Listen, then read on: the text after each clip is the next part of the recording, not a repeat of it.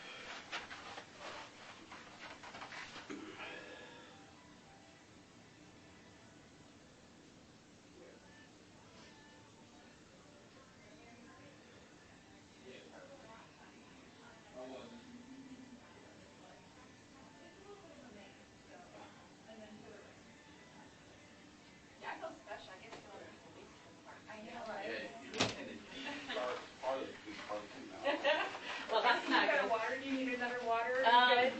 I don't think so. No, I think I'll be good. All right, if you do, just give us a yell. Yeah. We'll yell. Hey, hey. How are you? Good to see you. I'm good. Good. Is Duncan going to be around? Duncan's just on another case right now, so Oh. if he finishes up, I will let tell you me know that come he in. left. Yeah, no, I like him. He's fun. He's Okay. fun. He's a He's a jokester. good guy. Yes, he was. I get to work with him every day. Oh, good for you. Except we never wear socks. Odd. So Does he not have sweaty feet? No.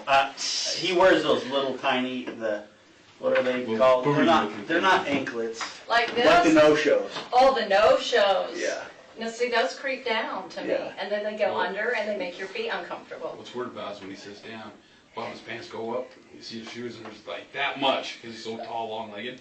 Nothing. No socks. So we always tease him about, man, are you wearing socks today? It's almost girly-like, because girls Yeah. have more ankle Or, shoes. or did you cut the little ball off the back of your sock? I bet you guys are fun.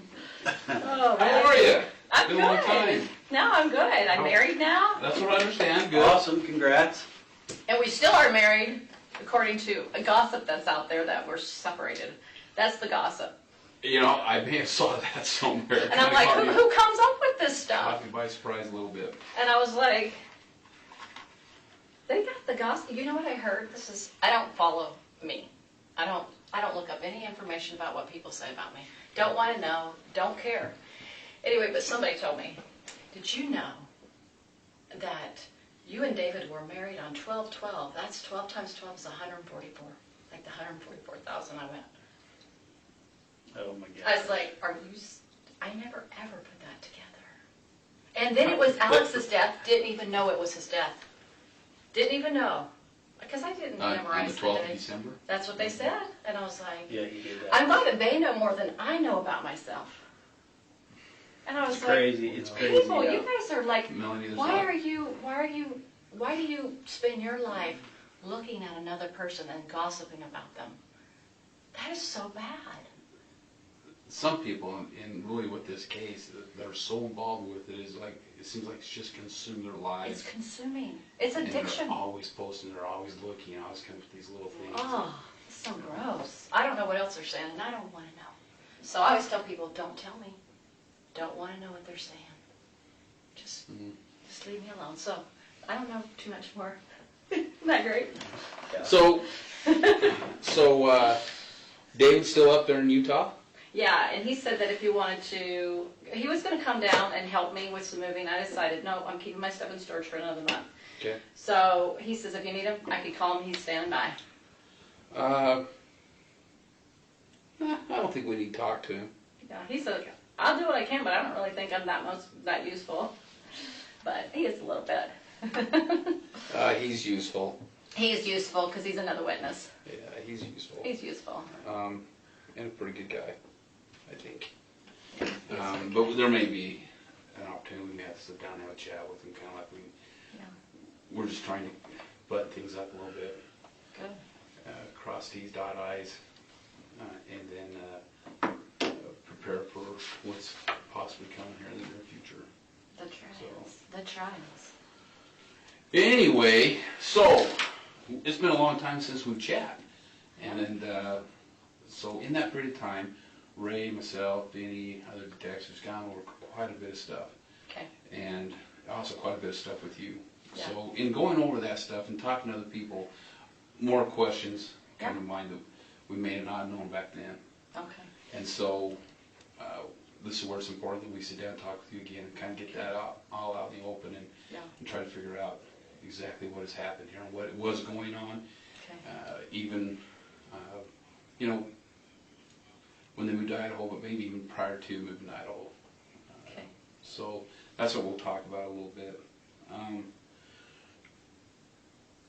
Melanie, one of our main objectives here is we are trying to block off any type of avenues here that somebody's saying we may not have checked out. Okay. Okay. So in doing that, some of these questions popped up, and I want you to be honest with me. And I don't have any reason. I'm always going to be I don't have any 100% reason honest with you. to believe that you haven't. Okay. But what I do want you, anything that we talk about that you don't think is important, ask us. What I don't want to happen here is Melanie to think, well, you know what, and I don't know if that's happening. I hope not, but something you might be holding back on us thinking, well, I'm not sure if I really want them to know that. Okay. Unless they ask me a direct question about it. Okay. We don't want to have to be pulling Yeah. information out of you. Okay. Just be able to open book and tell us. Absolutely. And it'll make this a whole lot faster. Yeah. So, last time we talked to you, we didn't really hit this portion up very hard, but I want to talk to you a little bit about these castings. Uh-huh. Is that what you referred to them as, or are you new to them? Yeah, I think so. What else were they referred to as? It's been a while since I thought about it, so I can describe how it came about and what it sounded like, if that helps, because I don't really know what else to call it than that. Okay. Does that make sense? Yeah. So the idea of casting out is to help evil spirits leave the body, right? That's the whole premise from Christ. Well, I've never heard of it being, okay, so I know that let's go back Christ to is Christ, casting out casting demons, and Yeah. I understand that. That's the premise, that's all. That's all it is. I mean, that's what the idea is to get, if there is an evil spirit in you, then you ask in the name of Christ that evil spirit leave. That's what it's about. Okay. So sometimes in my mind, I'm having a little trouble trying to picture this. Okay. But like, if I look at this, I'm like, such and such has a evil spirit in them. Yeah. I'm not sure I would call a group together to have a prayer and a casting. Yeah. Or if I would just, in my own personal prayer, say, Lord, will you help this person out? Right. I don't agree with it. But I want you to know that's what the idea. Anything I tell you, I don't agree with. But that's how it came about in the time. So how it started was this. We were in Sulima's house. Probably in January. I don't know how to remember the date other than I was trying to think of sequences, Okay. So there was Christina and Nicole. Remember them? Mm-hmm. And Serena was there. I was there, Sulima was there, and Lori was there. And maybe Sulima's daughter might have been in the house, but I don't remember. And so she was talking to everybody about that Charles was now had this evil spirit in him, okay? So that was kind of what they were talking about. Okay, tell me about that evil spirit. Did the evil spirit have a name? Yeah, remember we talked about it. It's the Ned guy. Right. That's what they Okay. said he was. And he All was this Ned person, okay? All right. So she's kind of talking to the girls, and they're all kind of talking about what's going on. And she's like, I don't know what we're supposed to do about this. How do we get, how do I do this? I don't understand what this is. So nobody has any information about casting out at this point. And then Christina, she starts talking about something. This was all beyond me because I didn't do the energy work. I mean, I had energy work done to me before, but I don't know how to do it.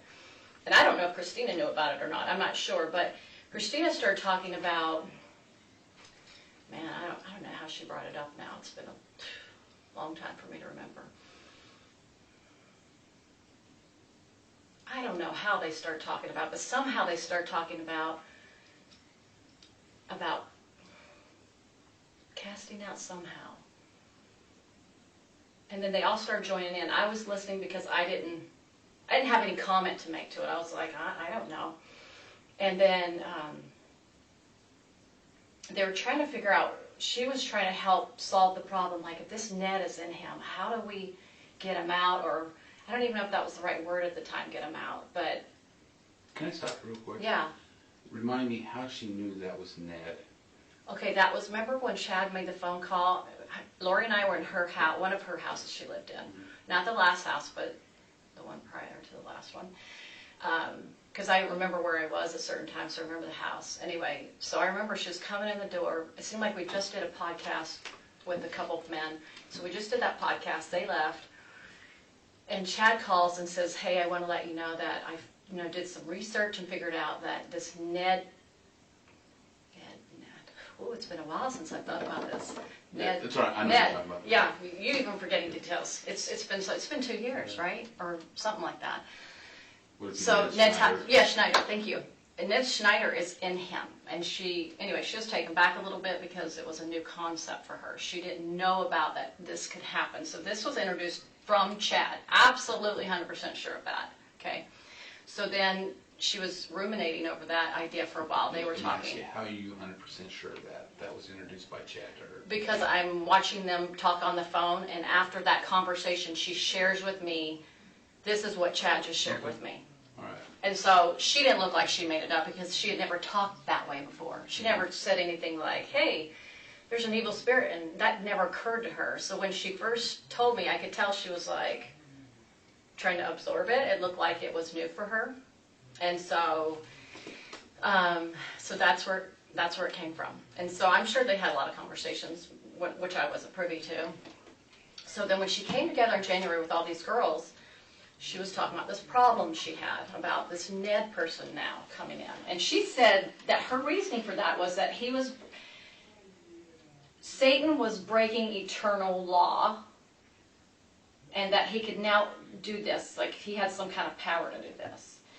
And so now these evil spirits are able to get into these bodies. So if we use you as an example, Ron is no longer Ron, he's, Phil. And Phil comes in and he is Right. now, I'm really dealing with Phil. I'm not really dealing with Ron anymore. Because Ron's gone. Ron's gone. He went to the spirit world or whatever, someplace, right? And so, anyway, as we talked around the girl, they were trying to figure out, well, how do we do this? How do we get this spirit out? So they sat there and talked about it. And a lot of the wording that they used, which I can't recall all of it, but it had to do with features that they learned from energy work. Different weapons and different stones or different things that they had learned through a spiritual means, talking about, hey, and they came up with this stuff. I did not come up with it because I didn't even know what to say about any of Did it. they come up with it, or did Lori assign them something? No, at first, they talked about it as a group. They were like, well, what can we do? And it seemed like Christina started bringing it out first, actually. She's the one and I'm trying to remember the words, but I can't really remember what she said. I just remember, she's like, I remember her sitting down with her one day and go, what can we do to help you, Lori? She was sincere, and I was thinking, I have no idea. Like, I don't know what that looks like. And so anyway, they started talking and getting different ideas, and And so she was told she was told that she had this priesthood power. Now that Moroni gave it to her in the temple, she suddenly had this priesthood power. Right. That women were now getting it, because you know that they don't have it in church, Do right? you find that odd? Yeah, everything's odd. But at the same time, because I was on this, so I had listened to some podcasts she had learned.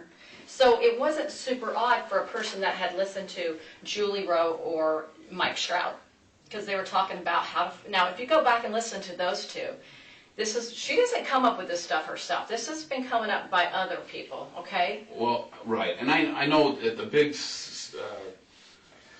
picture, it's all a little weird, but when you hear, because, you know, you're LDS, Yeah. when you hear something as in Moroni appeared to her in the temple and gave her priesthood powers, what did you think about that? Well, let me back up to when I first met her to help you understand how I got involved with her. You know, Jason Mau's the one that introduced me to her. He met her in the temple and said, hey, there's like-minded people that are spiritual, da-da-da. Here's Melly's information. So she meets me and she hears me talking a little bit because I'm doing something for a steak event. It was really normal and good, and, you know, it had to do with, you know, like natural preparedness kind of things. You know, something that we all can learn and enjoy. Anyway, afterwards, she's in the back with Melanie.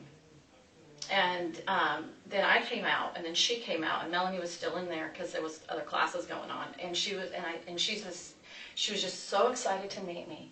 And she was like, you know, she's talking about people she knew, like Mike Stroud, or not knew, but knew of from podcasts, and Julie Rowe, and her change of heart. And I said, well, I've been changed to Christ, and my experience is a normal experience that somebody would have, but she was like mirroring me. And I was like, I think she's mirroring me, because I didn't know that then.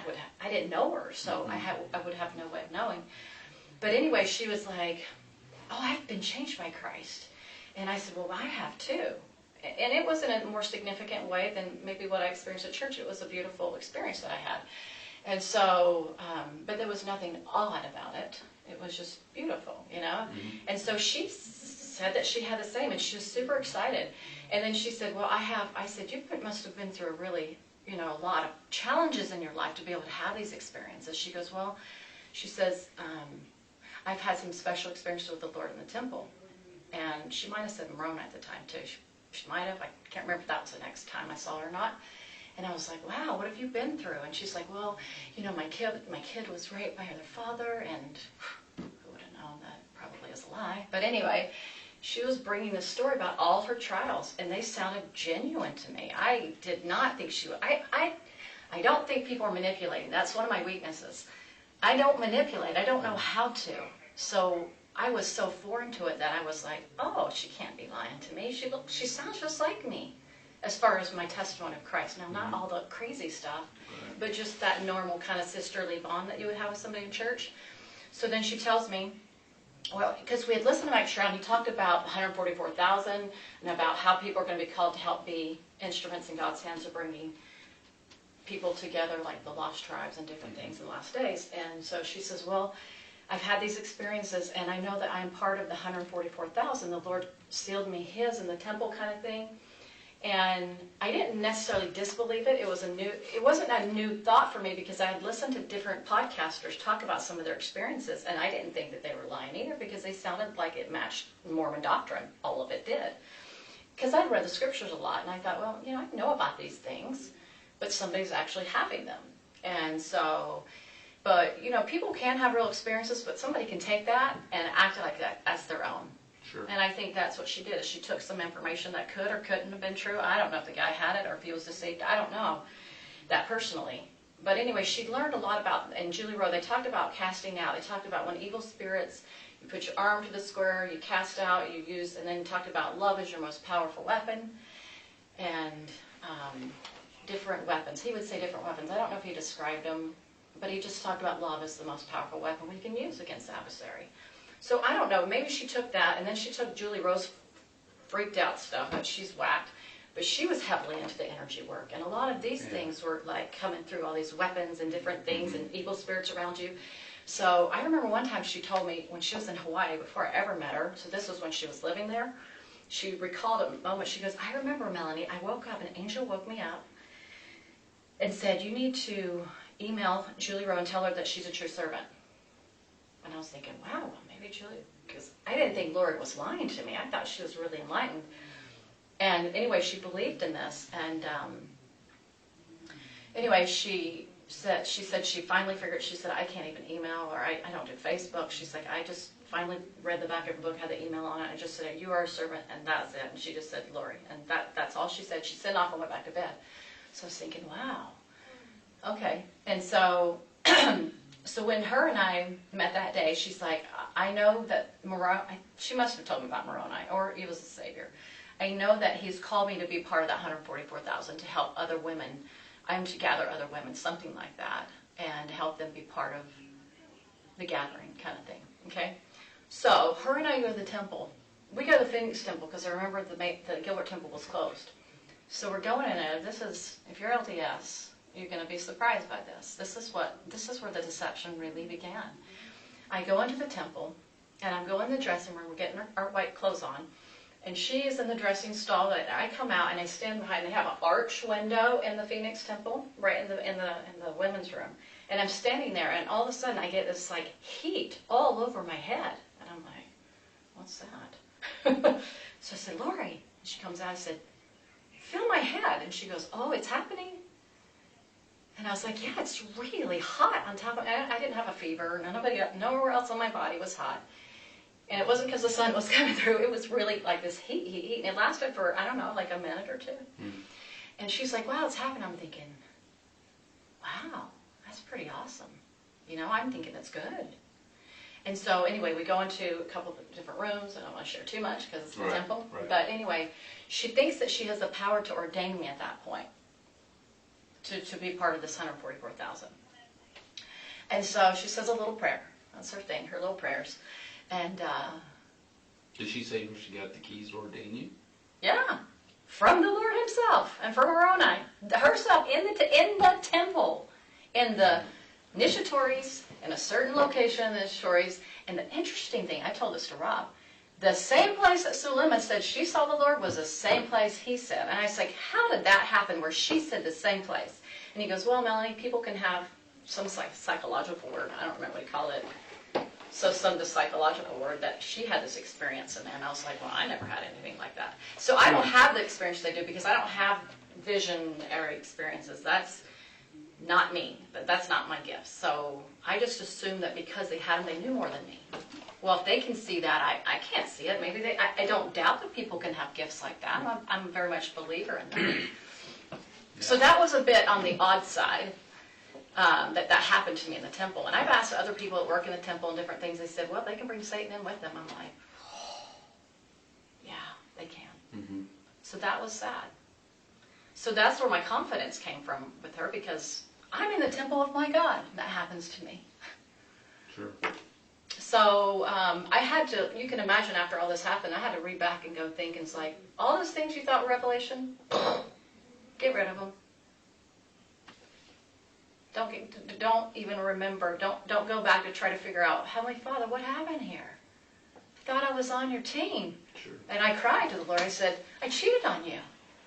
I broke my heart because I was that absolutely gobsmacked by it. Okay. Yeah. So, with these castings, and the first one you're involved in was at Zulima's house, and I can't remember if they did it that night or the next day, or I don't remember, but it was... Was it still at Zulima's house, do you remember? Yeah, I think so, yeah. Okay. Pretty sure. And was that just for Charles? Oh, absolutely, because that's the only person they knew had that issue at the time, according to their pretend revelation. I call it pretend because who knows what they're listening to. Describe to me how they did it? How they did it. Okay, so they were trying to figure out first how to do it, and so they were all coming up with different ideas, and I wasn't familiar with their vernacular. They would say things like, you know, like Melanie would coin the phrase probably like some kind of malachite or something after a while. Like malachite's a gem. Mm-hmm. So they thought that gem had powers. You know how like in the chakra world people get into stones and stuff like that? They kind of brought that into that. So they thought that had the power, and then... Those malachite rings, or the malachite stone? Well, she eventually got that, yeah, but that was... Yeah, okay. Right. Like the malachite stone. And then I remember Serena having a moment where she was like, we just need to ask I don't know, it's a question. I remember it triggered something like, we need to ask permission for something. Anyway, sorry, it's been too long. And it was weird that something happened that night that was strange. Sulema and was it Serena? It's almost like they got attacked by an evil spirit. Like all of a sudden, Sulema's sitting there talking, and all of a sudden she can't breathe. Like she's like, I'm having a hard time breathing. I'm like, what is that about? And then Serena, it seemed like something happened to her where something happened to her. And Nicole, or maybe it was Nicole. I know Nicole had something with, Nicole's a sweet, gentle soul, if you ever met her. And she just all of a sudden got really depressed and really heavy and quiet. So anyway, they were obviously open in darkness anyway. So they would say, well, anytime darkness comes after you, it's because you're doing the right thing. So it's an oppositional idea, Sure. right? And so anyway, they would just basically, she would raise her arm to the square, Lori would, and then she would say through her priesthood power, which she believed she had the patriarchal power, which was higher than the Melchizedek power, okay? Sorry if this is confusing, I don't know. Yeah, I'm following you. He's following you. And be patient. And Chad would help groom her into these beliefs and ideas. He would help her believe more and more, like, you're the most powerful woman in the world, right? And so anyway, they would just, each one of them had like a little something to say, like how they could help in a loving manner. It wasn't like an evil or a dark, like a yucky kind of a voice. It was, or I'm mad at you kind of a voice. It was like, come to the light, or something like that. And so the only part I pitched in was my testimony of Jesus Christ. I didn't have anything else to offer than that, because I was like, well, Jesus did this, and look at what's his name, and look at Paul the apostle, and and I was just trying to share my little part, because I was like, all these people, I don't know. And so anyway, that's just how she did it. And so she would, and I think she kind of did it more on her own as she got more closer to Chad, and everybody's kind of started leaving the group, like Nicole and what's her name, Christina were out. Mm-hmm. And then Serena was out early. Thank goodness on their part they were out early. And it's only because Lori was getting jealous, or how the jealousy can get in, and she was worried because Serena would call Chad too much, and then Chad was like, well, she has more intentions than this, and then they cut her out of the group. Just stupid stuff like So that. you think that they cut Serena out of the group because Lori was jealous? Well, I think, he would say, this is how it started. He'd say, she keeps calling me. Serena keeps calling me, asking more and more questions. And then he would tell that to Lori, and Lori would talk to him about that and say, oh, she wants to learn more power, and she's actually now getting darker because she's getting like Julie Rowe or something something stupid like that. And then so pretty soon they had deemed her more dark, and she just they just cut her off. Basically means, I'm not going to talk to you anymore. So she went out of the country and came back. She got sick, and she was asking, like, what happened? Was some evil spirit attached to me when I was there? And Serena had a hard time swallowing all this. After I came to her and said, these people are bad, she was like, you mean they lied about that and that? I'm like, Serena. And I had told her the whole story, everything that they killed the kids, and I really felt they did. And she was like, and we went to the temple, and she's like, Melanie, did they lie about this? I'm like, Serena, the whole thing is a lie. And she was so convinced. She was so convinced. And she's a very intelligent woman. She's a very beautiful and amazing woman. But she was just sucked into it. And so, and it had a lot to do with the preparation work, had a lot to do with learning things outside of Chad and Lori before we even got together, like, the podcast people. And that prepared Lori to meet Chad.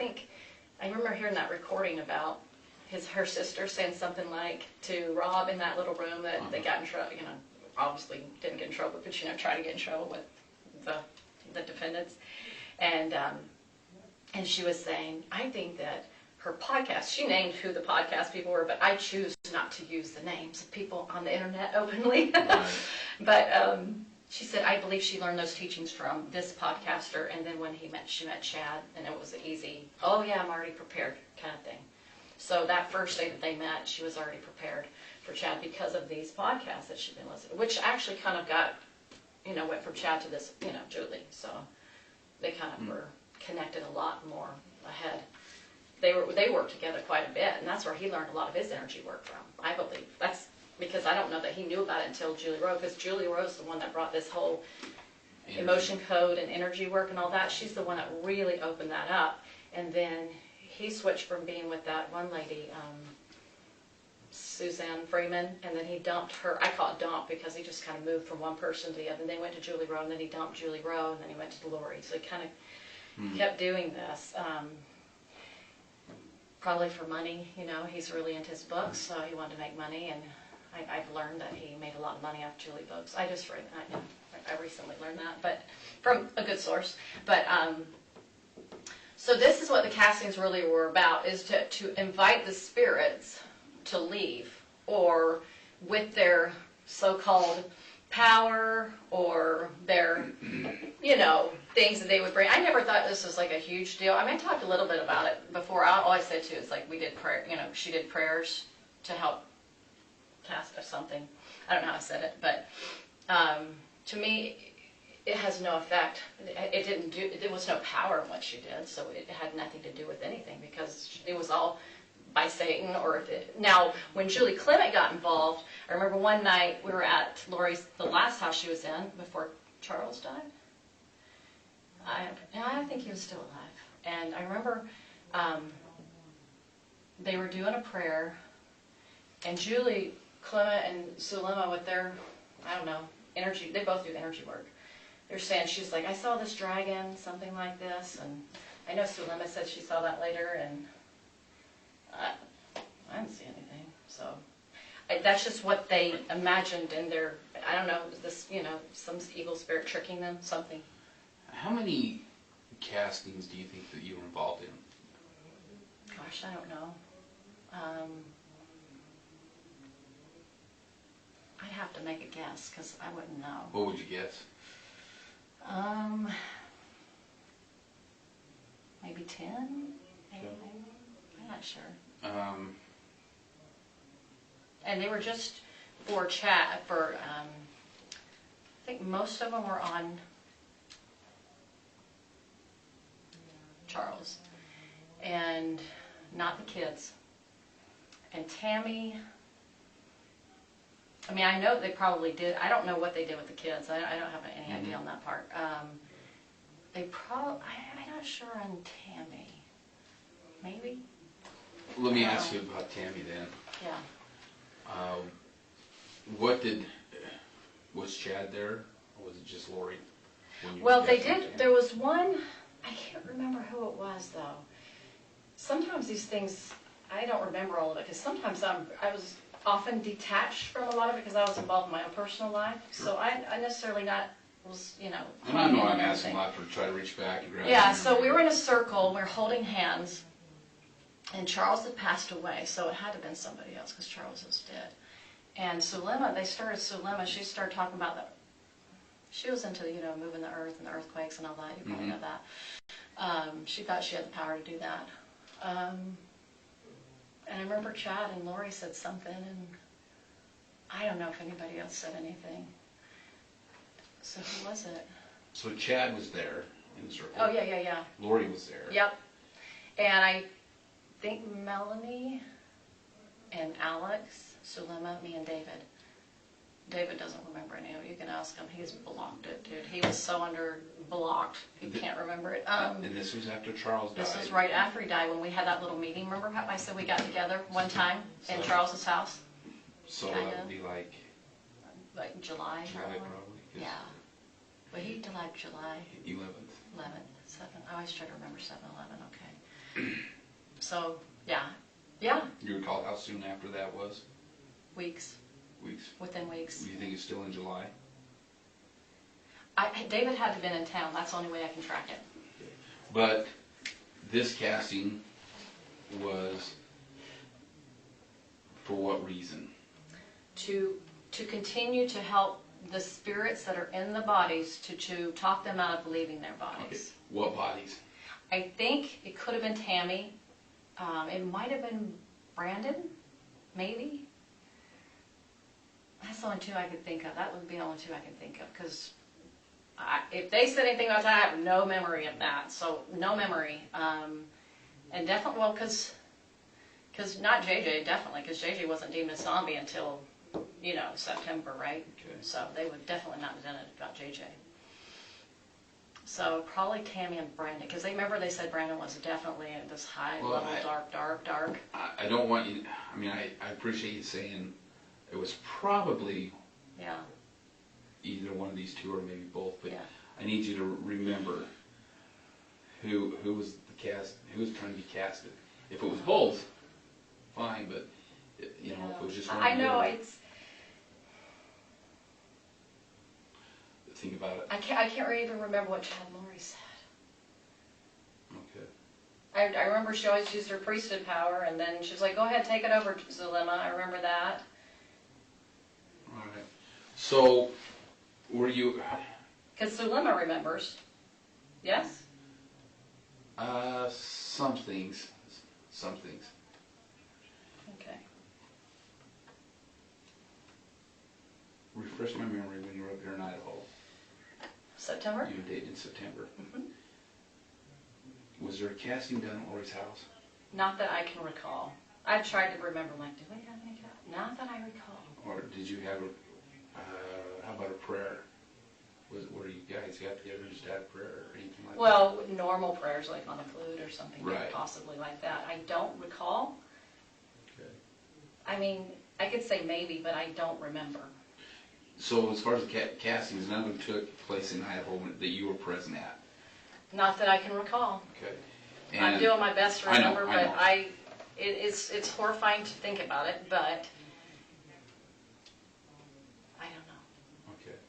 So the ones you may have been involved in were the ones here in Arizona, and that would have been at Lori's house, Yeah. Zulima's house. Mm-hmm. Where else? I remember when she was in Charles's house, in the one in Houston, or was it Houston or no, the other city? I always forget what city it was. Remember she lived in Florida Texas? and Texas. Remember that? I Yeah. remember she was. I can't remember if I was. It seemed like she was doing the phone with Chad. I remember her talking about Charles because he was in the house. She was really. That's right. She was really into. She was really into Charles's. She kept saying, "Oh, he's getting broken down. He's getting broken down. He's getting weaker. He's getting weaker. We're just we're doing things to help, get him weaker, get his, spirit out of his body, kind of a thing." They were like working on him. I remember that a lot. So let me ask you this. Were there any castings that you weren't present, you were just on the phone with them? So there was, in the beginning, there was a phone call. That's right. Good. Thank you for reminding me. Serena, Zulema. At one point, Melanie joined in, and Nicole. Gibb, or Melanie Boudreau. Oh, wait. Sorry, I remembered one. Let me just stick to that one for right now. I'm sorry. That's all right. All over the place. This is not enjoyable for me. It's all right. This sucks. We'll get through it. So yes, there was this phone thing because she was doing it through Zoom. It was a Zoom thing. And so they were like everybody had their own little parts. Like I just said, like mine, I just talked about Jesus, right? Mm-hmm. But theirs one was over fire elements or something, wind, fire, earth. I don't know, just they came up with some funky words. And not that they were horrible words, they were just not usual, putting them together in a sentence kind of thing. I don't know how to describe it. Mm-hmm. It's very unusual. So yeah, they did that a few times on the phone. And then she just Dolores just kind of got tired of doing it with them. She was like, oh, this person talks too much. She'd get irritated with people I think she was always jealous. Anyway, so yeah, that was on the phone. And I don't know how many times, but I'd say a handful. Maybe they tried it maybe 2 or 3 times, maybe. I don't know. And then one time, okay, so you know the house she moved in the first time, Alex's house, right after she left Charles the first time. Mm-hmm. She went to Alex's house for a while. She had Serena on the phone, and Melanie was new to it, and she really didn't know what was going on. So it was the first time Melanie was exposed to it. And I remember we were holding hands, and I remember she said, my hands got really hot and then they got really cold. I was like, okay, not my experience, right? And then Serena kind of related to that. They were talking on the phone. And that was the night she came up with this idea, this map thing of zombies in the world. Arizona, Utah, Idaho, da-da-da-da-da-da. And then she's like, okay, Chad says, and she'd be on the phone. How many, Chad, how many zombies in this state? She called him by name, Chad. I knew she was talking to him. How'd you know he was talking to him? Well, I just did. I just did. I mean, I just did. I don't know. I knew it. She called him by name? I'm sure she did, but I Okay. just know she was talking to him. Who else was she going to get this information from? I don't know. No, she was into him. She was way into Chad. She was Okay. infatuated with him, big time. There was nobody else she could ever talk to about it. Nobody else could have given her that information. Nobody. I guarantee it was nobody else. I just know it was him only. Because who else is she going to call? She doesn't know anybody that talks like Chad. She didn't know anybody. She wasn't friends with these podcasters. She didn't even know Julie Rowe. She never met her. Okay. So, anyway, and I could have maybe possibly heard his voice if she had a speaker sometime. I'm sure that happened at times. So I knew it was them talking. And I probably, she was on the phone a lot, in the car a lot. She was talking to him, and I just knew she was talking to him. And so, anyway, he would say, okay, there's, I don't know, grab a number, 100 in this state, something in this state, and then throughout the whole world. And so he got this, like, these people, or these entities are in other people's bodies. So her idea was, it was for her to get rid of the zombies. The idea was for her thought she had the power to cast out, she'd say in the name of whatever, and with her power. And then he would check, oh, there's none left in the state, So anyway, that's how she did. So anyway, I remember that conversation was kind of going on that night.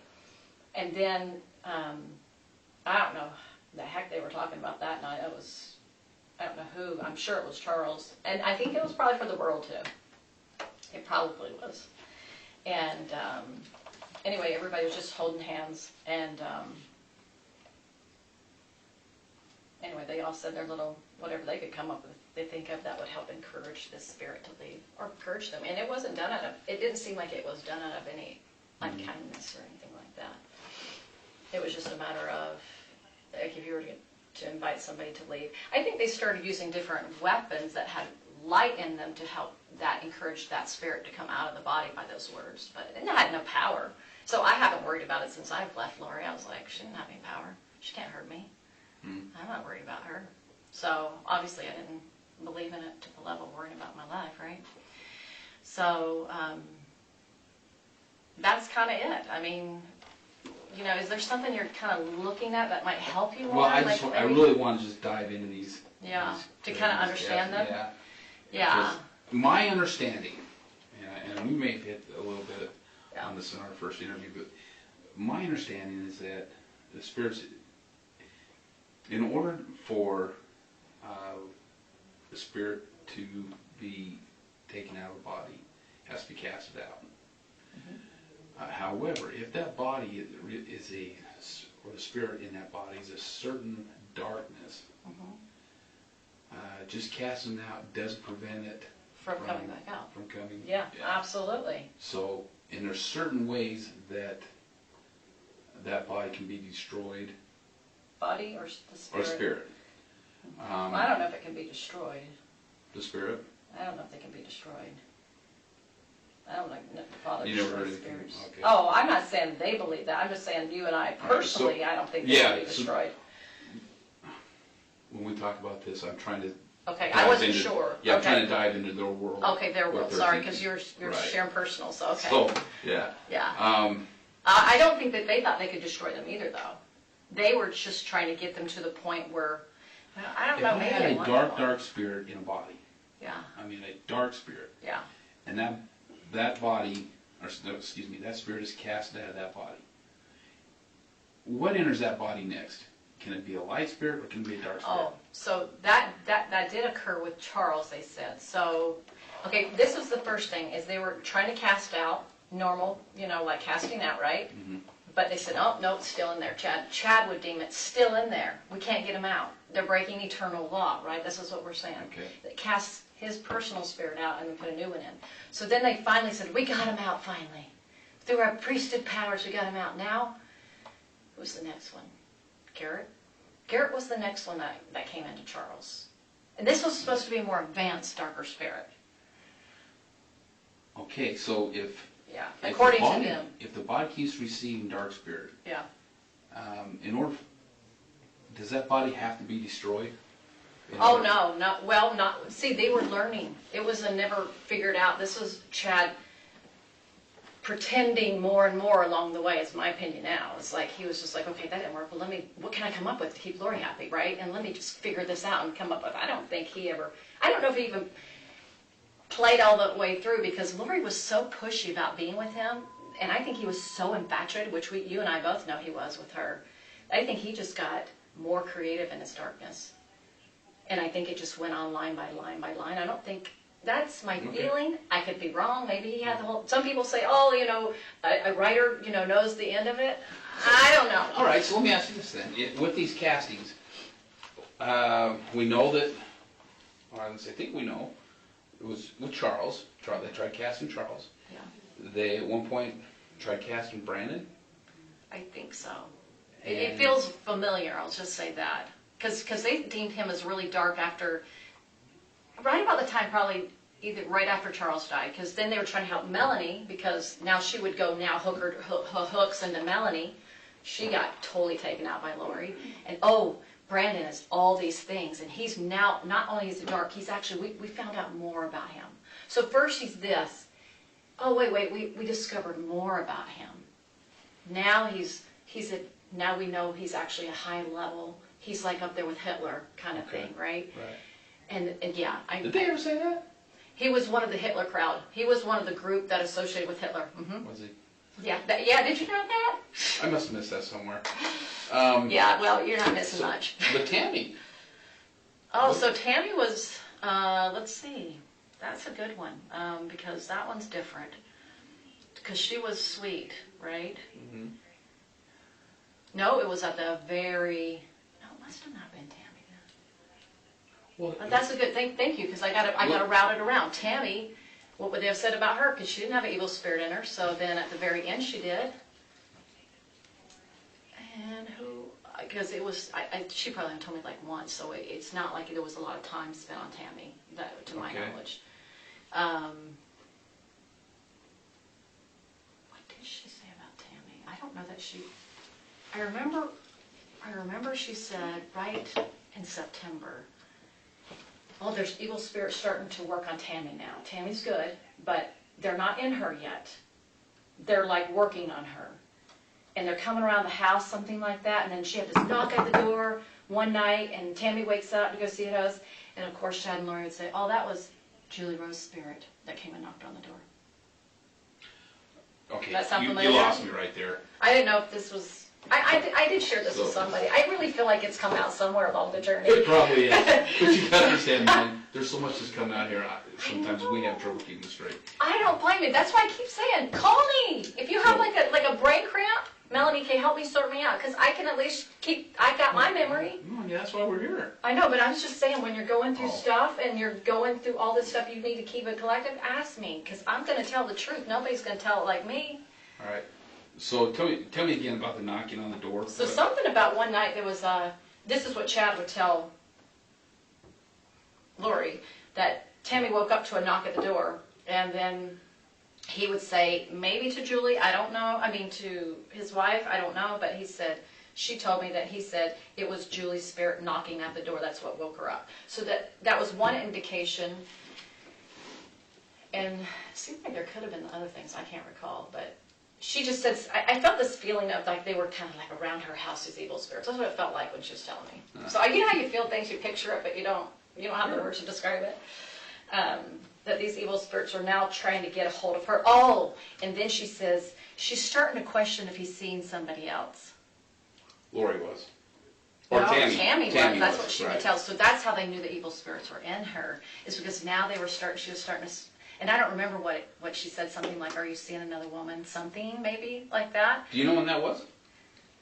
Yeah, that was that time we went, September, that weekend I was up there. She would tell me that while I was in her apartment. Lori told you that. Yeah, and that was when she was telling that JJ. I think we did know that. Yeah, everything I can remember, I tried my best to, as fresh as I could.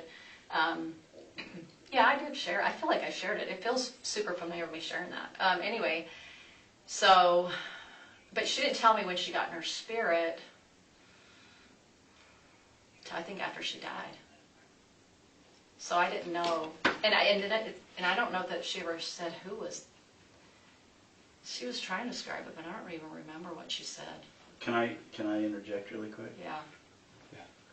Let's go back to the castings, because we're kind of getting just sidetracked just a little bit. Okay. So back to the castings. You participated in about 10 of them, and then some over the phone, roughly. Something like that. They were mostly on Charles, if I can remember, if not all of them. There might have been a few that weren't, but it felt like they were, if not all, Charles. And Lori would start it, and you would go around the Always. room. She'll always You'd go start. around the room, and each person would say I have something. something to say. Describe to me, let's say we're in the casting, what would you say? I would say, so they would always refer to the evil spirit. So if it was Ned, they'd say. Call by name. And I can't remember if I said Ned's name or not. I don't know. But anyway, I just say, Jesus Christ is your Savior. Come to Him and remember that you can always repent and come to Him. So it was my testimony of the repentance and the power of the Savior. That was what I'd say. So I'd say, just like I'd refer to Paul the Apostle, that he went through hard time and he came to the Lord and he was able to be forgiven. And that you can come to the light side. It was all done with love. To me, I felt the love when I said it. I wasn't doing it in a way that I was angry or upset or any negative. Like, I like Charles, so it wasn't like I was against anybody. So you Yeah. would say that. Yeah, and then somebody else would, and then they would move on to the next person. Okay. And so a person would say, oh gosh. So it's what was your gift that brought you into that circle? What was your gift? Because each person in the Not- circle had a gift, Nobody right? really had a gift until they stepped. It seems like they had a gift all of a sudden when they stepped into the circle. Does that make sense? Like, there was no gift outside of it except for Sulema. Sulema seemed to be the one that had the gift of moving the earth, because she seemed to the visionary stuff she could see. So she was the only one that I knew of that had that kind of gift. Do you remember Lori giving anybody assignments? Okay, you be water, you be fire. Yeah, a little bit as she started to learn it more. But that probably backed off after a while because she stopped. Like I said, she got rid of some people in the group. So then it kind of just branched off to her and Lori would do a lot of it on their own in the temple. And I'd come and see them in the temple later. I was like, hey, what's going on? And she's like, oh, we just were talking about how to, do this and da-da-da-da. Zulema, Lori? What? Who? Lori and who? Sulema. So they'd be in the temple doing it sometimes. And they would just do it like they'd sit beside each other and just hold hands or something like that. Like, nobody could really tell what they were doing. And they would talk about, I'd see them talking and then they would just close their eyes and then think that they could do something like leave their bodies, And I've heard people do weird stuff like that. Like, it happens to people. I don't know. I've never had those experiences. But anyway, so somebody would do something about water and I can't remember the words. They were so different. Sorry, I'm trying. Crystals or whatever, and I'm trying to remember Nicole and Christina. Like, what would they have said? That's okay. I don't really remember. So you guys go around the circle. Each person says their part, right? Yeah. And then it comes back to Lori. Most likely. And how does Lori close it? Like, how do you guys get done with the casting? She would invite the spirit to come out of the body, and I think a few times, if I remember now, it's so long since I thought about this. Sulema, they would try to, is the right word, seal it up or something like that? Seal it? Like sealing a Like blessing? the sealing, yeah. Like try to seal it where they could, that light energy that was going into them that would cause that evil spirit go, okay, I'm going to leave now. So they were trying to invite it to leave now. And, she just talked to, I think at the end she would just try to seal that up and try to think she had the power to talk it out of leaving the body. And that's something you believed in at the time? I kind of believed in it. I didn't 100%. It's hard to 100% believe in anything that's not true. So at the time, I thought, well, I don't know if this is effective or not, but it seems that's the direction she's going because she doesn't know what to do about this evil spirit in the body. I don't know if it's working or not because she's saying one time it's here and then I said, Chad, all of the body left. So when the first entity first left, Ned, it got really weird after that, actually. She called Chad. She's like, did we get the body? We had a prayer. Did we get the spirit out? Because he would be the one that deemed it. And he'd say, yes, it left. And then, well, where is it? And then, what is his body dead? Because they thought maybe his body would drop dead, which never happened. So she thought that Charles was dead. okay? Yeah, thank you. It takes a while to remember all this stuff because there's so many details. And I'm just visualizing as much as I can. So I remember then she said that something like Brandon was involved. It was so dumb. And Brandon was helping get rid of the bodies, something. But anyway, we find out. Then he said, so he kept changing things, the story all the time. And then he would say, oh no, that's not really what, because, she obviously found out Charles was alive. Oh, that's not what happened. It was Brandon's father's body that died, or something stupid like that. He would always try to put it off, like find an excuse why it didn't work. So when that first time she said that Charles was going to get in the car accident and die, that January, because I remember it was right around my birthday, and then, because it was right after Christmas, and then I said, well, why didn't he die? And then Charles's excuse, which was always Julie Rose's excuse that I heard, was, oh, because of agency, it didn't happen. These people didn't meet up with the right plan, and it didn't go according to plan, so it just failed it. So that would always be an excuse for why things didn't go. He just would lead her along to one, and so they thought they were always discovering things, and the adversary was getting smarter and smarter, and they were just leading, and it just got stupider and stupider, the story did, and it just got more crazy, and sometimes I'd go, okay, whatever, and I just kind of blow it off. Well, no, let's back up. So Tylee was deemed dark back in July. She Did was you guys deemed ever dark at some point. Cast for Tylee. I do not recall that. Okay. But I know at some point she was called dark, and Who called that? Or well, probably Chad would tell her, because Chad was the one she would go to. And I remember I said this out loud to you guys, is she used to think she got a lot of revelation, but now that Chad's in her life, she just relies upon him more. So she kind of didn't think she had the power anymore, because he seemed to have more power than her. Do you know at that point in time if there was any tension between Lori and Tylee? There was always tension. Was there? When was there wasn't tension? I mean, it was from day one that I met her. I walk in the room. I super good with teenagers. Love them. Hi. She's like, if we were each other, I was like, hi, and she didn't even want to look at me, and she was probably thinking one of her friends that she just totally dumps me on. Who knows? But she would never contact me. I did one time try to be affectionate and kind to her, and we were sitting at the table. We're going to California with her friend. And we're sitting at the little that wiener place. I forgot the name of it. Anyway, that fast food restaurant. Wiener Schnitzel?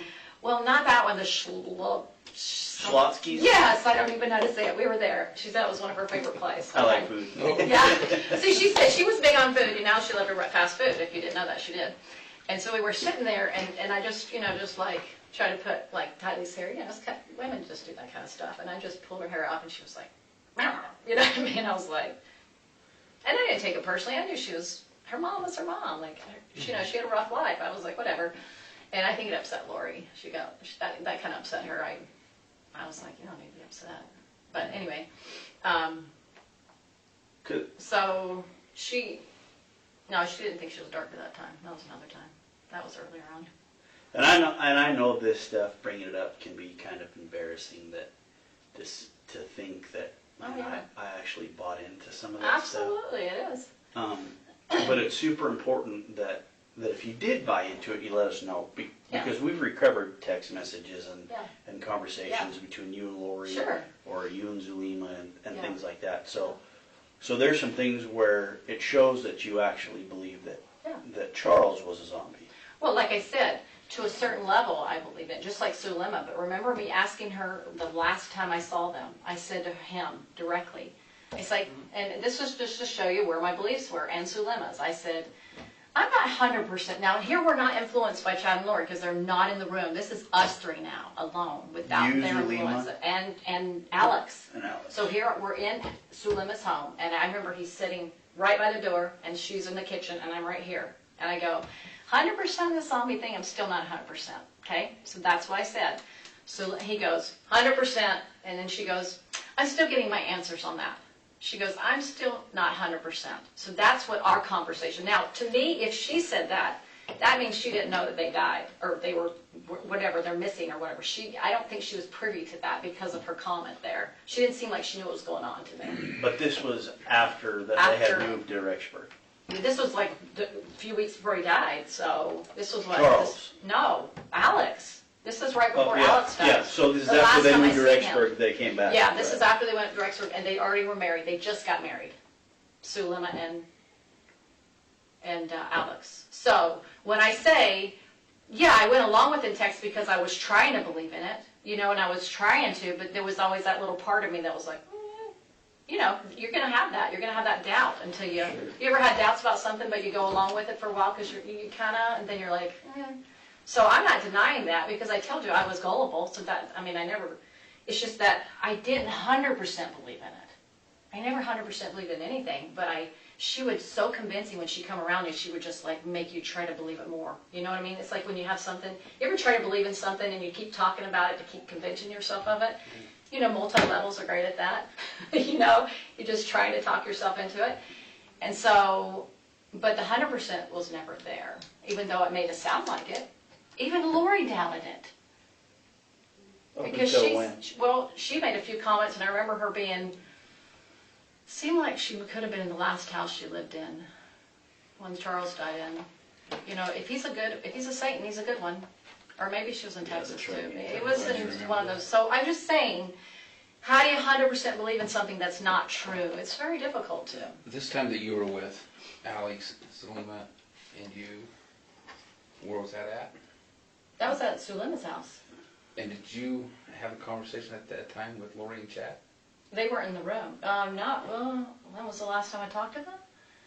Well, remember I was already coming down. I thought you said that you talked, or you just got to talk to them or something. No, I said we weren't talking to them, so we weren't in their conversation. Like, we were just talking, the three of us. Oh, okay. So I want to make that clear that they weren't under our influence. They weren't trying to influence us. Okay. I was trying to say we three got to talk without them in the room, which really... Because they left? No, but they were wherever they were. Okay. I don't know where they were. And it wasn't that you hadn't been on earlier with any phone conversation or anything? The only phone call that I've shared with everybody, which is the truth, is when I was coming down from Utah. Remember, it was the Thanksgiving time. And remember I said I did the three-way call, and I called them to say, hey, let's say a prayer. I'm worried about them. Sulema got on the phone call. She didn't really seem like she understood what was going on. Because I asked Laura, I'm like, does she know what's going on? And she's like, oh, yeah, she lied. Anyway, so when I was listening to Sulema, I was like, I don't think she understands what's going on. I got that feeling. She's like, what is this about? I just wanted to make sure that... So that was the last conversation I had with her, Okay. was that conversation on the phone when I prayed, when I had a prayer. I was worried about, they said the kids were With being Lori. kidnapped. Yeah. Okay. Well, actually, I was in the car with David, so he heard it because we had it on the speaker thing. Right. And so anyway, so that was that conversation. And then it got busy for me. I was doing Thanksgiving. And then I went over to their house. And anyway, it was the last time I saw him. And he said, I 100% believe in it, Melanie. Alex. And so this is the thing, is I think because he 100% believed in it, he had to, because at this point he had probably killed the kids, is my guess. He probably did it. I don't know. I'm guessing. Maybe you guys are guessing too. But he 100% believed it. And she didn't 100% believe it. And then when I called her, when I realized, oh, holy cow, I called her. I tried to talk to her. She was not there yet. What do you mean by that? She just... I said to her, I said, Sulema, and I don't remember the full conversation because I was in fire in my mind, like, holy cow, right? I am freaking out. But what I do remember is I said, there's something seriously wrong here. I said, the gut of my stomach says something's seriously wrong here. And she goes, that's just dark. I said, no, there's a difference between gut and dark. This is gut. And I said, do you have a testimony of Chad and Lori? Do you have a testimony of that? What is your witness? And she goes, well, I have one of Chad. When he gave me a blessing, shortly after meeting him, I had more visions after that.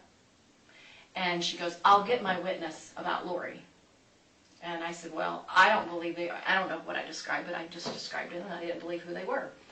And I said, I'm going to be going to the police. And I remember it seemed like I talked to her maybe twice, and probably the last. So I said, I'm going to the police. And I said, is Alex on? Can Alex hear me? And she goes, it's on speaker. I said, take it off speaker. Now here's the murders down the street. Remember, they lived close to me. Remember, Sulema lived around the corner from me. And I'm thinking, got myself in a situation, he could come after me, right? But I had to do what I had to do. I wanted to, she was my friend, I wanted to warn her. And I just said, hey, so anyway, the police I know circled her house, circled my house, making sure I was safe and making sure he probably didn't get in trouble, whatever. And so she texted me, didn't call me, texted me next day, I got my witness. Which means to me, Lori's in. Lori's good. That's what it meant to me. Did she tell you how she got her witness? Nope, that's one-liner. And I said, I'm not talking to her anymore. Cut her off. I just knew that I couldn't talk to her anymore. You remember what day that was? Do you still have that? It's on my phone. Yep. Thank goodness for some of the texts that got saved, right?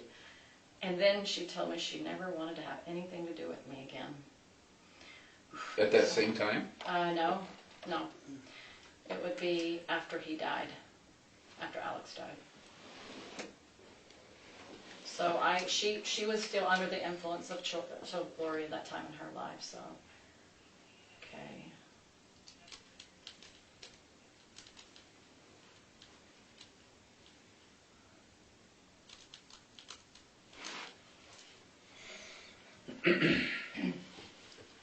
Just gonna step out of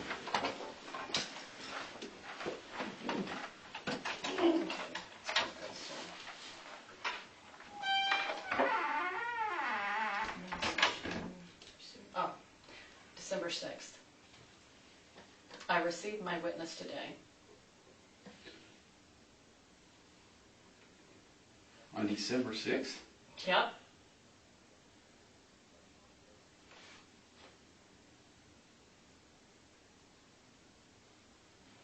What is this? So I got $2,000 picked up from Melanie's piano, and she was out of town, so she said, can you collect the money for me? So I had this $2,000 cash, and she said, Mel asked us to get it for her, or can we pick it up? What's easier for you? I said, I'm sorry, but I'm not home, and I'm not sure when I will be. I just text her as well. Maybe I can get it to her through PayPal. Just PayPal it to me. I can't right now because I don't have enough money in my account. If you'll anyway, she goes, oh, let me know, thanks. Are you up for a convo? The bishop told me what happened. I was so surprised, so sad. This was after he died, so this was, I guess it was 2 days later, right? I'm so sorry, words cannot express how I feel. I am extremely only surprised at your hypocrisy because of what you did. I didn't have to not only deal with my precious husband dying in my arms, but then when police were ransacking my house and traumatizing my entire family. You are not my friend. You are not to speak to me or anyone in my family ever again. I want you to pay the $2,000 you owe as soon as possible. Put it under the mat and I'll forget that I exist. So you can understand why I haven't talked to her. So, Then I just told her. is she just mad because you made the phone call to us? Is that why she's mad? And she thinks that God's pointed towards Alex's direction? I guess. She knew I was going to the police. That day was December 16th. Yeah. So then I put the money under the mat and that was it. I didn't want to do PayPal because I hate using technology for that. So I made sure she wasn't around. And you haven't talked to her since? Have not talked to her, nor have I seen her. Wait, have I seen her? Yeah, I think I saw her a few times at the passing of the temple and she wouldn't talk to me. So, and then the temple got closed shortly after, so anyway, I haven't seen her since. Yeah, so sad. One of my friends, Kelly, she saw her at the temple after it happened, and she was like, oh, Kelly, my husband died. Can you see him? He's here with me. And she's like, I don't see anything. I don't see spirits. So she's going on about how he was her husband. I mean, she was deceived so much. So sad. It was very sad. Mm-hmm. She did not know how evil he was. I mean, all that I've learned about him didn't sound like he had a good past, you know? That's interesting. Yeah, so I believe her energy work is the one that got her deceived. Because she could communicate through the veil. I had no gift, so, you know what I mean? It got her sucked into it. As far as her not letting that go and believing in it and stuff. I'm curious, your opinion, do you really think she can see through the veil? I don't know if people make stuff up or not, honestly, Ron. I don't know. I don't know if people imagine things. I really don't know. I do believe people can see things. I believe it's possible. I But believe you my would get feeling on about board. them is I think they can conjure up ideas and thoughts. Like I would sit with Lori in the temple and we just hold hands because we just love each other. And she said, oh, Heavenly Father and Mother came to me right here, Melanie. And they were talking to me. And I was like, I didn't think she was lying in the temple. I never thought she was making this stuff up. I was like, but on the eternal thing, I think that God wanted me to be a witness for all this. So, and that's a whole different discussion. But somebody needed to be a witness to all this craziness that would tell the truth. So there was a part of me that's very innocent because I don't think you're lying to me. I wouldn't make a very good police officer because I would think everybody was telling the truth that came in to see you. And then I learned more about my life, and I'm looking back at my former spouse, I'm going, oh, things I couldn't see before. And it's called deception or manipulation. I wasn't even aware of that. Like, people do that. I didn't catch it because I don't know how to do it. I don't understand it. But when you experience it, it's painful. I'm going to get a little personal with you here and ask some personal questions, but I'm curious with the relationship with your previous husband. Was that relationship with your previous husband kind of in turmoil before Chad and Lori showed up on scene? Oh, absolutely. We had challenges for the whole marriage. Okay. Yeah, it was a hard marriage. Did Chad? Did they encourage me? Yeah. Actually, they discouraged me. Did they really? Well, they were saying, oh, I see you, this is what he would say at first, I see you and your family going to a mountain in camps, and I see your husband and your family with you. But he gets upset and he leaves the camp, and then he shortly dies after that. So then, that was one thing he said. And then, at one point they said, he's not dark, but he has just dark spirits around him. Because I remember out of the blue, he's like, oh, I checked your husband, and he has attachments to him, so I just took the attachments off him. I didn't ask him to do that, nor did I even think that he had them, do you know what I mean? So that was right in the beginning, and so then I said, and then anyway, I had a hard day one day with Brendan, and I told him months, like right about the time I met Lori, I remember standing with my husband, and I said to him, if you don't stop talking to me this way, I can't do it anymore. You're going to have to make some changes. I mentally, I can't talk. I can't handle the way you talk to me anymore. I can't do it. And I remember he has this scratching thing. He just started scratching his arm with his eczema. And I was, and then we had a discussion once, and I said, you see how you're talking to me? I said, that's the meaning. Do you understand that? He goes, that is? And I go, yeah, it is. I'm just trying to figure it out. You know, he always had his reasons. And then, anyway, so I went out for a walk one day, and I just said, do I have to stay in this marriage, Heavenly Father? I can't do this anymore. It hurts my mind at this point. And I felt this peace come over me. And I was like, huh, are you kidding me? So anyway, I tell Brennan, I fasted the whole day. I was like, I feel peace and I feel happy. I am so done. I was in so much pain. But that's the reason why I came to know the Lord, is because of how hard that relationship was. And I spent a lot of time repenting on just any kind of unkindness that I showed. I mean, I spent a lifetime doing that. So anyway, I said to her, hey, I just want to let you know that I'm divorcing Brendan or something like that. And she is like, I can't remember what she said, but I remember one time going to the temple, I said, this is just not going well. And she goes, no, I think you should go back to him. And I was like, yeah, I'm kind of sensing that too. Everything's just hard, you know, like he's getting upset and the kids are da-da-da-da. So she was actually, believe it or not, she encouraged me to go back with him. And then I got to a point where I was like, I got to do what I need to do. And actually, this is interesting. I told Brendan the whole story after I talked to all of you guys before it hit the media. I wanted him to know face to face. I said, I want to tell you what happened, because he's the father of my children. He needs to know these things. And I told him about Chad and Lori and the whole thing, and he was just like, oh my gosh, you know, he was shocked. He goes, well, probably a good thing you divorced me, because they probably would have tried to come after me like they came after Brandon. And I said, who knows? And I thought, wow, that was the statement of the year. I'm going to ask a question, and I do so with a little bit of reserve because I don't want to sound too... It's going to be a weird question, Okay. but it is what it is. You know, you can... Do you ever feel like that with Chad, there was ever a point in time that Chad was wanting to bring you into any type of relationship. I never felt that from him.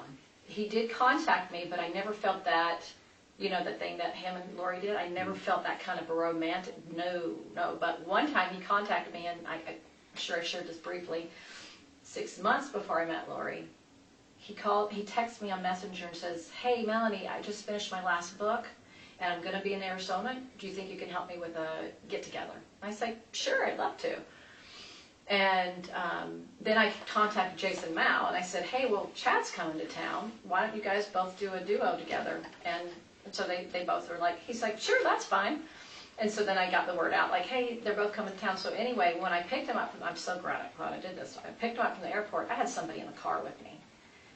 Glad, you know, because who knows? I mean, I don't think he would have said anything about these multiple lives. He hadn't told me about that, so I didn't know anything about it.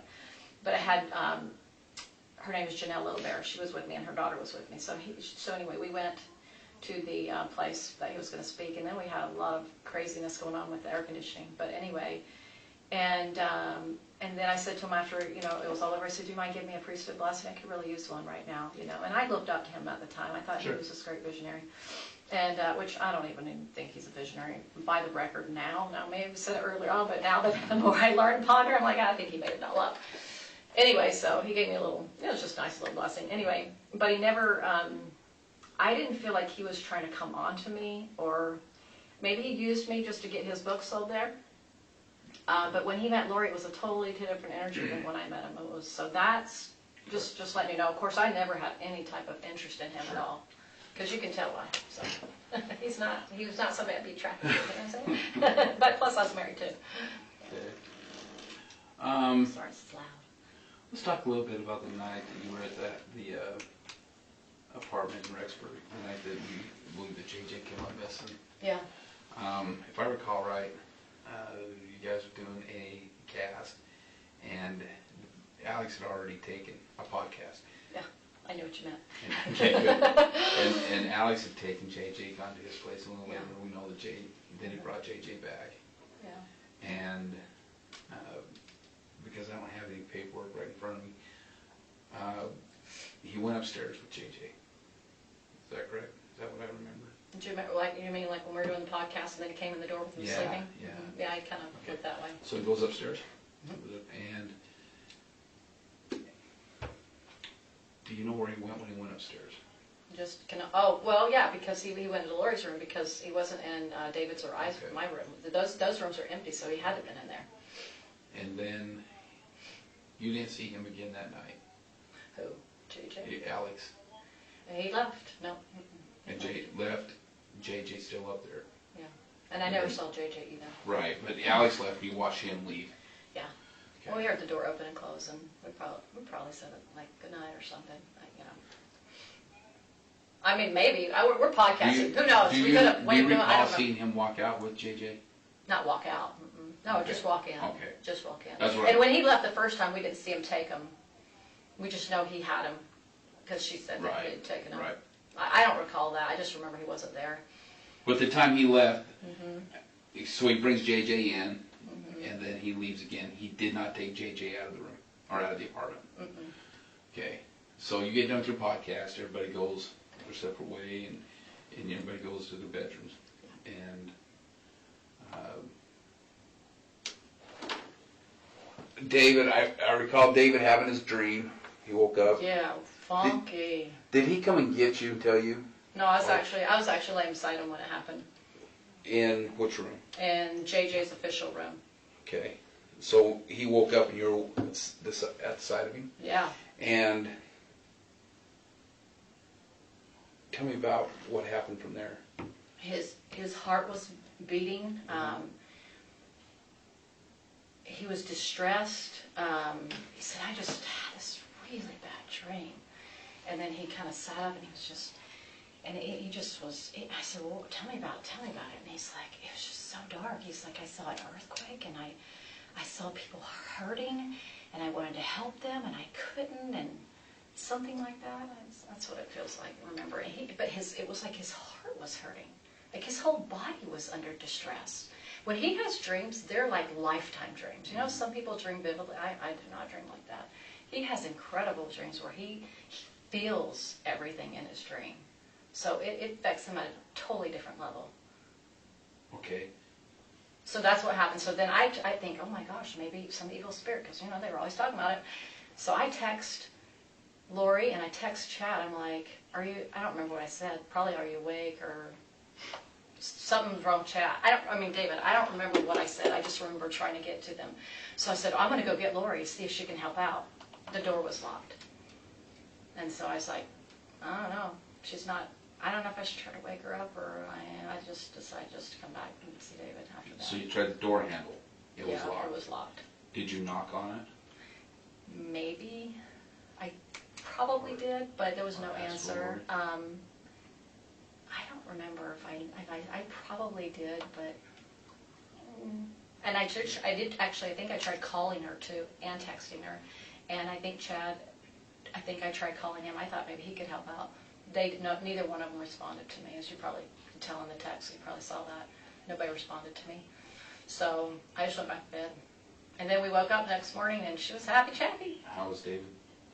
He was better. He felt better. He was like, that was a bad dream. And then we would tell them, like, hey, he had a bad dream last night. And she's like, oh, that was Julie Rowe. He attacked her. Once again, throw Julie into it. From a distance. Chad said Julie Rowe attacked David? Well, Lori probably said it, but, she always went through him. So when I say it's kind of, they're both. Who knows? They both. And then I don't even know what I believe anymore, what she says that he says, because she's such a liar now. At this point, I'm like, I don't know anymore who said what. But between the two of them, they came up with it. Oh, they always throw her into the bus, And it's because because right before earlier that day, we went to that lot where, that land was going to be for sale.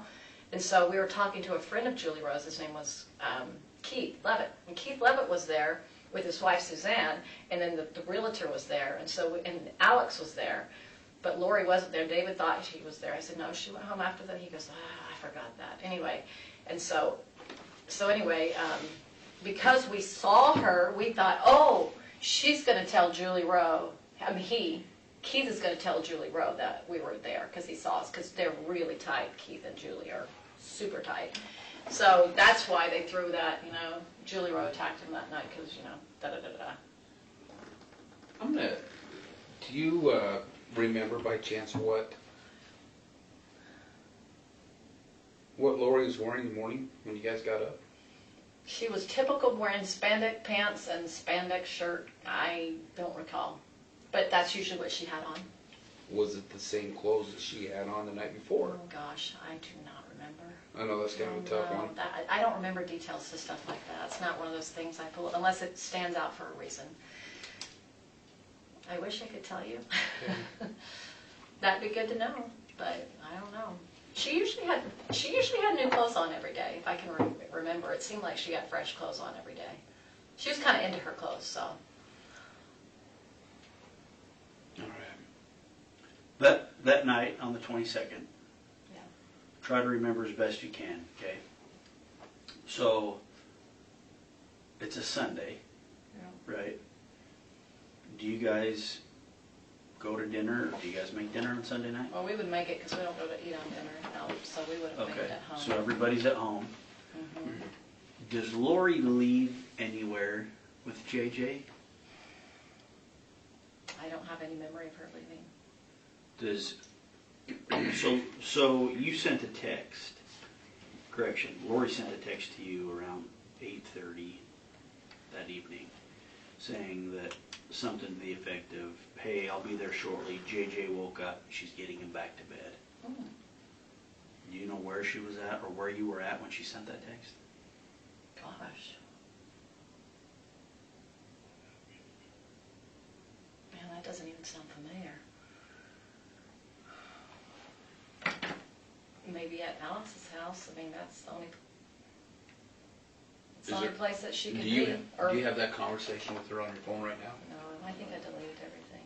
I was freaked out when it happened. Sorry. I wish I would have kept it on. That's right. So, and I can get that. So say it again. So who's speaking? Say it again. So Lori She texts me and says, something to the effect of, I'll be there shortly. I'll be there shortly. JJ woke up and I'm trying to get him back to sleep. And that was at night. It was about 8:30 at night. Well, okay, because we didn't do the podcast yet. Okay. We started the podcast like late, because I remember thinking, man, I can't stay up this late. I'm an early bird. Like, come on.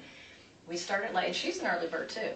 So it must have been, my guess is that it must have been at Alex's house getting him to sleep over there. I'm guessing. So I'm just going to make some guesses. That's that, because she would never have gone to Chad's house because Tammy was there, right? So where else in the world would she go? I have no idea. And that's why I'm asking if you remember being alone in her apartment with her not there? Because if she's at Alex's, you're alone in her apartment. I could have been upstairs or something. Maybe I was talking to David, who knows? So, and that's why I'm asking if Yeah. you remember her leaving and JJ not being there around that time. Probably, because that's when he was no longer there when we did the podcast. And so somehow, I think I was upstairs. That's what I feel. I just don't remember that detail, because I had any reason not to remember that, you know. I didn't know anything was going on, so I didn't have a way of associating it with anything. I just knew I was going to do a podcast, and that was it. And I didn't prepare for it, because I never prepared for the podcast. I just, you know. So. And that night when David was having his dream, and you send the text to Chad, and understand, I'm not casting any judgment here. Yeah, that's okay. But were you and David sleeping in the same room, or That did you hear? no, that night we were. I think so. Yeah. Okay, so and which room? If you're walking down the hall, which room were you in? The right or the left? Well, it depends on which way you're walking down the hall. So if you're walking away from Lori's door, Away from Laura's door, towards the room. towards the room. So David's. Well, he was assigned that room, and then the first night, you know, David wasn't there for a few nights, so I was in Tylee's room. So that was the night. That was the room that I stayed in, and then he stayed. So yeah, left room, and it had the mattress on the floor. Okay, so that night you guys were in the left bedroom. Yes. Yeah. And the nights prior to that, you were in the right bedroom. Yeah, I was a couple. I don't know how many nights. I know at least I was like 1 or 2 nights in Tylee's room. I know that. I just. I remember when he came there. Was it Friday or Saturday night he got there? Well, anyway. It'd been the first night that he got there. Which night was that? Do you remember? I don't, but Friday, you guys Saturday. shared the same room the first night he showed up at the apartment. Probably. Because he was... I was there like a day or 2 before he was. Right. Because didn't I get on a Wednesday? I think a Wednesday and Thursday. So I would have been in the room Wednesday and Thursday in Tylee's room. Okay. And then I think he was there 2 nights. I think. So I think I was there for a total of 4 days, and then we left on the Monday. Saturday, Sunday, no, that was 5 days. Anyway, sorry, they blur. So anyway, I don't remember other than like something, I don't know what I said on the text. Probably something like, something's wrong with David, he had a dream, something, I don't know what I said, but something to the fact that something's wrong with him. I just thought, man, maybe somebody, evil spirit, that's all I could think of. That's all I could think of. Because I was like, why is he traumatized in this dream? That's pretty intense. Anyway, it was bad. And so after you went and knocked on Lori's door, I don't know if, I know I did this. tried the handle. My guess is I probably knocked. But I just decided to come back. I was like, well, she's probably sleeping, so I'll just leave her alone. And then you guys... I hate waking people up. It's not my favorite, so. So what was your intent in going in there? To see if she could come and help with a blessing. Like if she had some, you know, it's like, hey, David's wrong, can you, do a blessing? Help with that, because that's what she was into. So that was my intent. Because I thought maybe she would know what was going on, because she seemed to have all these, experiences with the other side of the veil and Jesus all the time. Like I thought, well, man, maybe they can help out. Okay. Yeah. So, again, we're asking these questions because, it may be something that the defense wants to hit on. Sure. I mean, you never know what Right. they're going to want to talk to Well, you and I about. could see that angle. Just like, well, why were you contacting them in the middle of the night? Well, he had this weird experience. I don't know what else to say.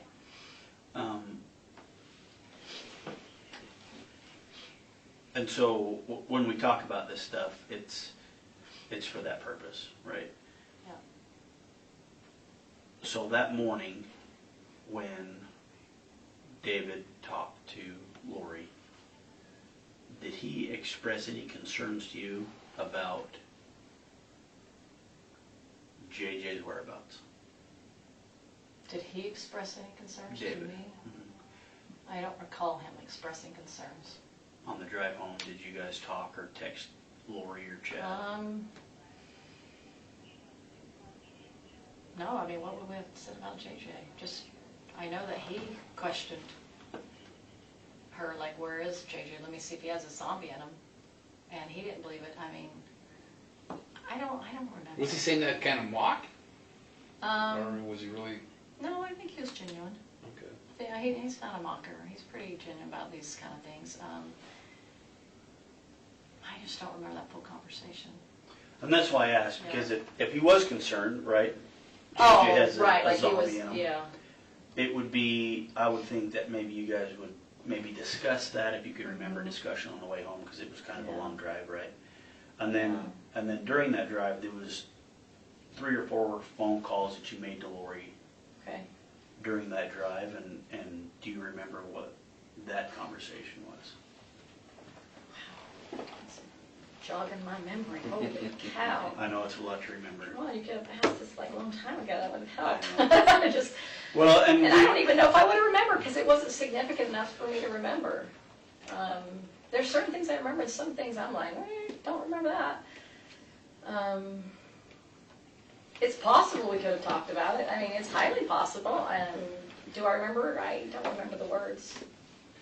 How do you remember how she was, her tone, her demeanor on the phone with you? Was she? I don't even remember the conversation. That's the hard part. I don't even remember talking to her. would you guys, is it normal for you to call her 3 or 4 times in a day? That's not unusual. That's not unusual. There were periods of time where she talked to me more, and then she'd move, and she'd be maybe focused on Melanie. So if she was focused on somebody else, she wouldn't.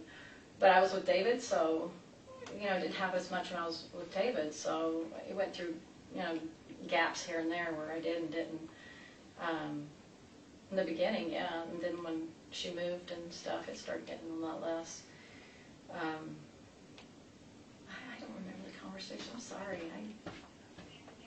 I'm sure she probably talked about those things. That's all that seemed to be on her mind all the time. You know. Okay. I mean, yeah. If they bring them up, you know, they're gonna. Whenever they ask me in court, happy to talk about it. But I don't remember them. Prior to those podcasts, had Chet been over there? Yeah. You know what time he left? We probably talked about it, but I'm just... So I think we figured out, if all my remembering, it seemed like he was there on a Sunday, right? And then he was there even before. Yes, he was there when I got there that day or the next day, because I remember they were doing their little music thing they had going on. So he was there then. And then we walked around the track. Wednesday or Thursday, I don't remember. And he was there. I'm thinking it was Sunday. I mean, I know. Okay, yes, it was because David and him saw each other, of course. Okay. Yeah, so he definitely was there on a Sunday, or we interacted with him on a Sunday. Was he at the house on Sunday? It was anyway. He was at one point. I remember he was in the kitchen at one point, and I remember David was there. So I just remember they were both in the house at the same time.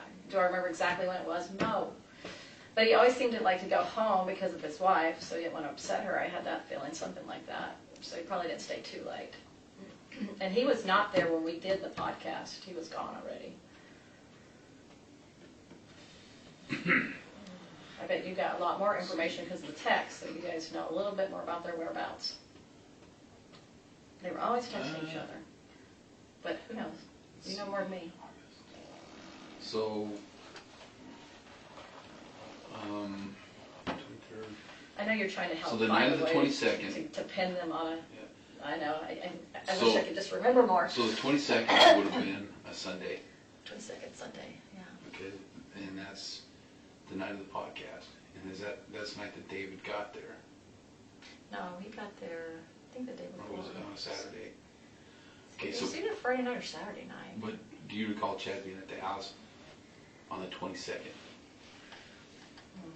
That Sunday? gonna say there's a high chance he was. Right this moment, I have to put pieces together to figure it out. The days blend to me. When you're there 5 days and you're trying to figure out which day, that's hard for me. The morning of the 23rd, when Lori's up and about in the kitchen, when you guys are getting ready to go, does she say anything about Chad? I don't know. I didn't see him there. I don't remember seeing him there. I don't remember. That she's talked to him that morning or anything? Okay. I don't know. David remembers this part the best because he had a conversation with her. And he remembered it because we were leaving and, he talked about now I remember that whole conversation to whatever I was listening. I know he was over here and I felt like I was in the living room for some reason. But I couldn't remember. I was like, oh, was it that day or that? I was kind of trying to think, was that Saturday or was it Sunday or what day did she say that? And so he did remember that it was that day, which I'm grateful that he remembered it was that day. Sure. But yeah, I remember her telling me about and I remember she was doing my hair. I think it was that morning. Yeah, it was Sunday. So it really helps if I can start remembering things associated with it. With Sunday? Yeah, she did my hair. She cut my hair in the bathroom downstairs. And she even colored it. She couldn't do upstairs, but it was enough room, so went downstairs. So we were in her bedroom. She We were cut in her your hair bedroom. downstairs Yeah, I think. or upstairs? No, downstairs. And then it seemed like we started off in her bedroom doing my hair.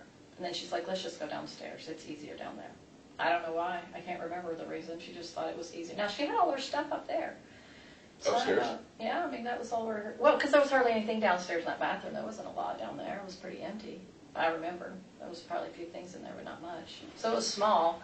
So anyway, I was sitting there, and I remember looking in the mirror, and I remember David was back there in the kitchen. I don't know. I mean, he was somewhere in the house, obviously. And then I remember her doing my hair here. And or cutting it, and David didn't like my hair short, so anyway, it's a long story, but anyway, she's trying to trim it up. I remember it was like off a little bit, and there was pizza boxes or something, and JJ was trying to cut them something. I'm trying to remember what she would have made for breakfast, and she wasn't a cooker. She wasn't much of a cooker, but we had something. Melanie, let me ask you this. With multiple probations, Yeah. were you 100% believer in that? Probably sounded like I was, but there was always that question mark. Everything's a question mark for sure, but did I sound like I believed in it? Yeah, I tried to. I tried believing it at times. She'd tell me stuff like, oh. And then sometimes I was like, I don't like this because I'm not, Well, I haven't lived very many lives. What was your spiritual name that she would use for you? Phoebe. Phoebe. I don't remember if she had another name for me. Man, it's the memory is.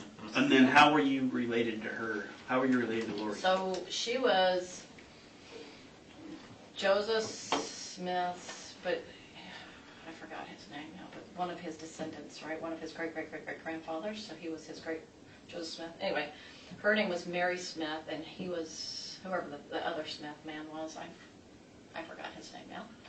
I used to know, and I was the oldest of all her kids, and I was Phoebe, and then the last one was Christina. She would have Christina, I think, at the last, or the second to last, something like that. She had like 10. With the same father? Yeah, so she only had one husband in that one, according to her. Now, I don't believe that now, just for the record. Right. I do not believe any of this stuff. So Lori was your mom? That's right. Okay. Yeah. Because there's times you call her mom in some text messages. Yeah. Did I 100% believe in it? Say like, I buried in the 90s at times, but I tried to like, is this really, there would obviously be like, is this really true? This is so far out here, I definitely questioned all of it, Well. But it sounded like I did, because I referred to it as I did. And that's the thing we want to address is, Yeah. It's probably going to be something the defense hits on, right? Sure. Based on all this stuff, Yeah. reading the text messages and the conversations, Yeah. it looks like you were probably closest to Lori more than anybody in that group, even probably more than Zulema. Yeah. Yeah. And so, be prepared. That's probably something that they're going to hit on. And there are some text messages where you call her mom, and you talk about different things Ned being, Charles being shorter because he's possessed. Yeah. Different Yeah, things like absolutely. that it does make it look like. I believed it. And I can believe that you believed it, right? I mean, they're manipulative, Uh-huh. and there's things that they said and people bought into. Yeah. We just want to get ahead of all that stuff You wanna before it prepare comes me. out in court, right? And that's, my testimony's always gonna be like, it's gonna sound like it, if he said, it's gonna sound like it, according to text, I believed it. And yes, I did believe it to a certain level, but can you ever believe in something 100% that's not true? Well, I don't think any of us can, but that's my thing, is you believe it enough to sound like you believe in it. Well, I know. Does that make sense? No, it makes sense because a lot of Yeah. people who believe in whatever faith they believe in Right. will sometimes question that faith. I mean, Right, I right. get that. Yeah. Like if I say, do I believe in my church, is it 100%? Yeah. Do I believe in 100%? Do I believe in Lord? Not 100%. But have there Never been said times? Have there been times with your church that you're like, sure, make it hard sometimes. Oh no, I always know it's his. I always See, know I think it's his. I think there's a lot of people out there that are like that. They'll just go, oh. No, don't always believe in everything. Sometimes I might be like, oh, I'm not sure about how I feel about the vaccines and prophet doing it. Yeah, I have a little bit of that feeling. So, but I know that is my 100%. But I was never 100% with them. Even though I maybe acted like it, maybe I sounded like it. Well, understand, they're going to look at it like this, and I'm just going to play devil's advocate, right? Go ahead. If Real you quick, didn't- are you go done? ahead. Are you done? Yeah. Yeah. You? Yeah. Okay, so let's be done here. We need to talk to you about some other things. Okay. But I want, if we're gonna be done. Oh, you mean this room? Yeah. Real quick, Phoebe, it was Phoebe, and what else? Did you say Christina? That wasn't me, but Christina was one of her daughters. Did I make that clear? I'm sorry. Christina. I was Phoebe, and Christina, the other Nicole and the Christina. Oh, the other friends, gal, yeah. She was one of her daughters. Do you remember what her name was? If you asked me, I might remember, but if I can come off the top of my head, no.